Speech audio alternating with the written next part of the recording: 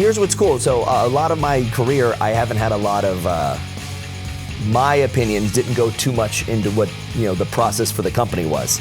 So I was fortunate to have cool music a couple times, but Downstait rocks. And I said, I know the kind of music you guys make. I'm going out on my own here.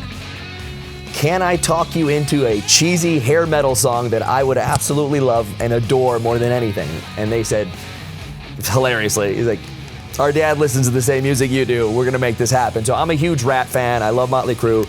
But Rat Wanted Man is a fantastic song. And it came to me, I wasn't planning on it. Just the day I left WWE, my phone shut down and melted because it was so hot from people calling and texting and emailing.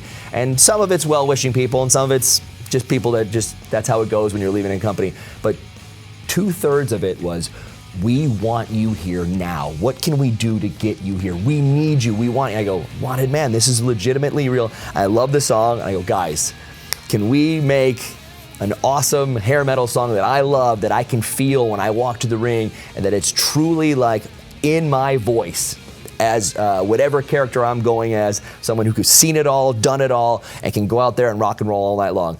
And they crushed it. Oh my God. I'm very happy to have that. I sing that song in my head as I'm walking around because I love it so much.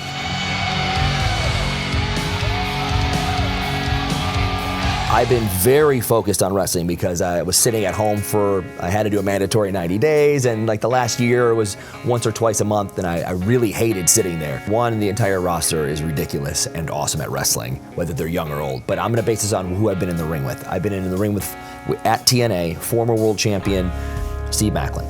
Macklin rocks. He hits like a bag of rocks in your face. He can go, he can hurt you, he can pound you on the ground, and we had an epic battle that we beat each other up pretty good at Sacrifice, and went above and beyond to not just kick off that show and let this new era of TNA continue, like to let everyone know that's how we're starting the show. You better be able to follow that. And then all the way down till you get to the main events. And Jordan Grace as champion has been absolutely dominant, but also you can be jacked and maybe you don't have the charisma, maybe you can't talk, maybe you can't wrestle, but we'll find a place for you. She can do it all. So when you see her walking the walk, talking on the mic, letting everyone know, and then also tying people up in the middle of the ring, and then showing off her strength and power, that is truly something that like young girls should be looking up to. Like, this is the total package here. And at TNA, where we have all these different people they've been in the ring with, and you've seen whether they're brand new or you don't even know their names yet, they are such good wrestlers. You're going to know their name one way or another down the line. And the Rascals, both of them, I was like, oh, these young kids, I'm sure they can flip around and dive, but they don't know what the hell they're doing. I got out there, both of them, fantastic, looking to make themselves better. And I was like, this is so great being here. Everyone I've been in the ring with so far just wants the product to be better. They want to be the best wrestlers. Everybody should think they're the best wrestler in the world. And if you don't, what are you doing differently to make yourself that way?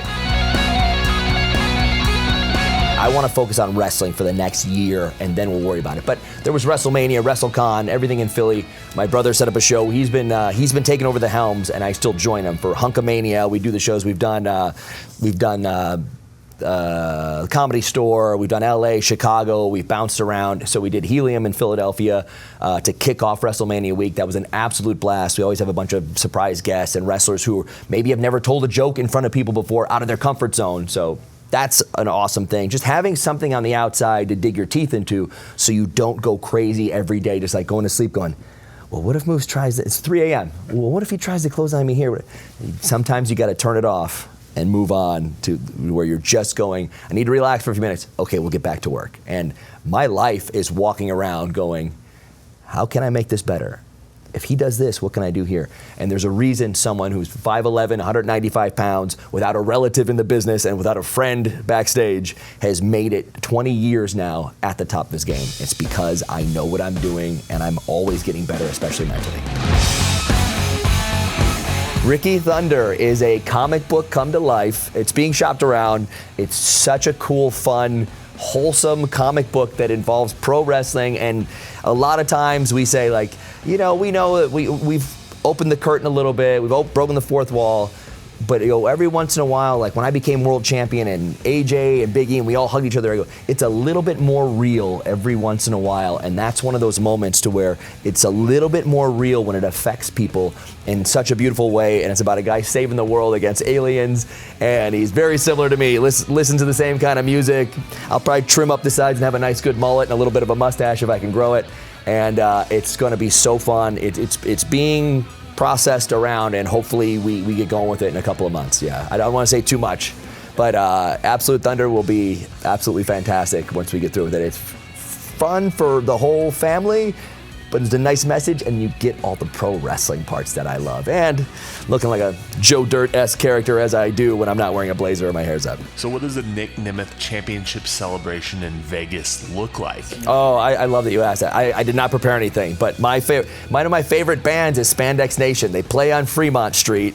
I love downtown Vegas. I love hitting up Circa or the D. The D, I like to, there's a nice little horse racing game upstairs, old school with the quarters and the old things goes around. That is an absolute blast for me, and they have an updated one, which is fun too.